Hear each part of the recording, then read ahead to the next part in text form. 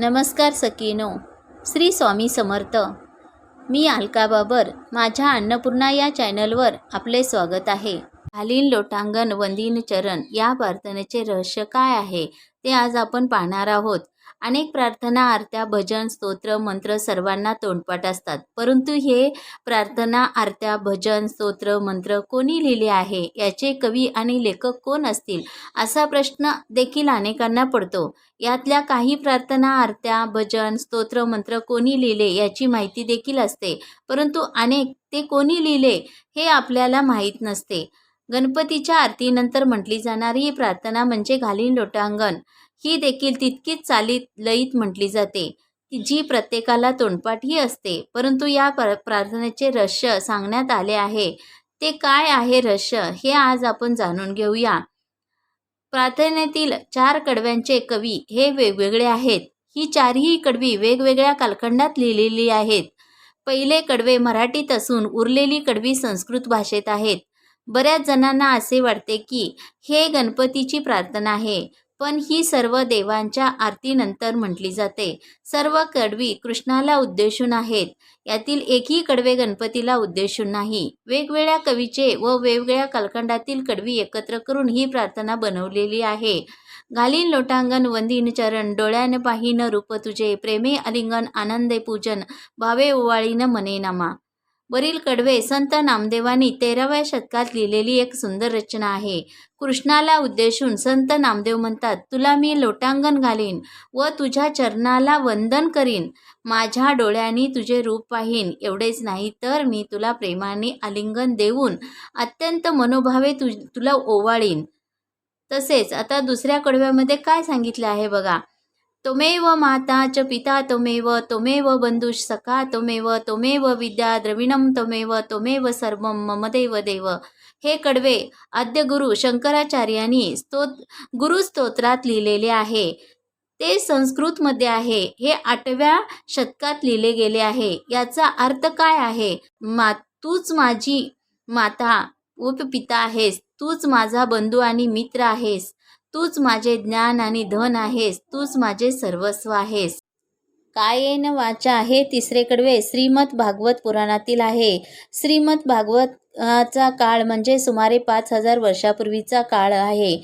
भागवत पुराणाचे लेखन श्री महर्षी व्यासमुनींनी केले आहे. प्रत्यक्ष परब्रह्म श्रीकृष्णा रूपाने सगुण रूपात अवतरले आहे, अशी त्याची दृढ श्रद्धा होती. म्हणून पुराणाचे विभाजन करून त्यांनी आपल्या शिष्याकडून 18 पुराणे तयार करून घेतली. त्याप्रमाणे श्री भागवताचेही नंतरच्या काळात त्यांनी लेखन केले आणि कृष्णचरित्रात मन पूर्णपणे गुंतून गेल्याने त्यांचे मन शांत झाले व ते नारायणाला म्हणजे श्रीकृष्णाला म्हणतात. शरीराने, वाणीने, मनाने आणि इंद्रियाने जाणीवपूर्वक किंवा नैसर्गिक स्वभावाप्रमाणे जे जे कर्म मी करतो ते मी नारायणाला म्हणजे श्रीकृष्णाला अर्पण करतो. मी समर्पणाच्या भावनेनंतर परब्रह्माच्या सगुण रूपाकडून निर्गुण रूपाकडे भक्त वळावा म्हणून पुढील श्लोक म्हटला जातो. तम केशवम राम नारायणम कृष्ण दामोदरम वासुदेवम हरिम श्रीधरम माधवम गोपिका वल्लभम जानकी नायकम रामचंद्र भजे.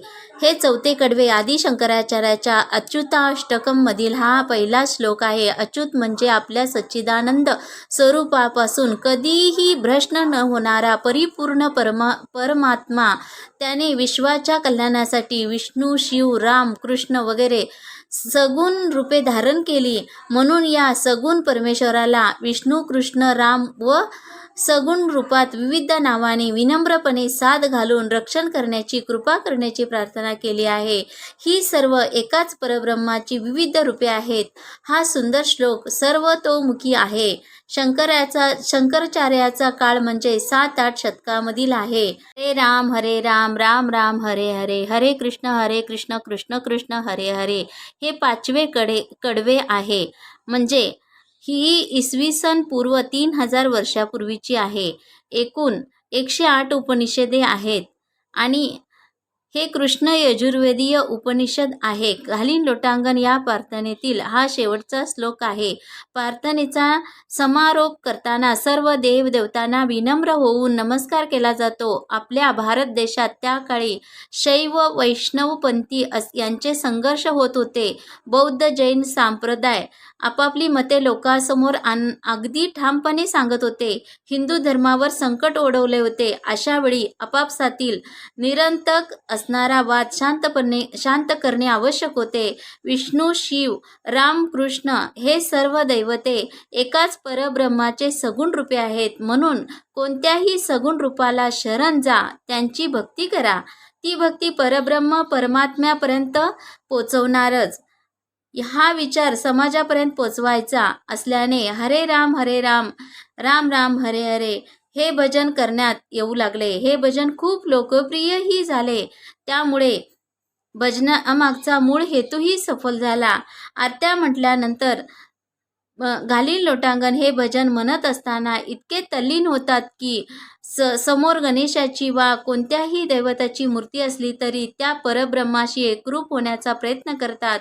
धूप, कापूर, अगरबत्तीचा सुगंध दरवळत असतो. वातावरण मंगल व प्रसन्न झाल्यामुळे सर्वजण पवित्र आनंदाचा अनुभव घेत असतात. माणसे आपले दुःख, चिंता, काळजी, आपापसातील मतभेद विसरून जातात.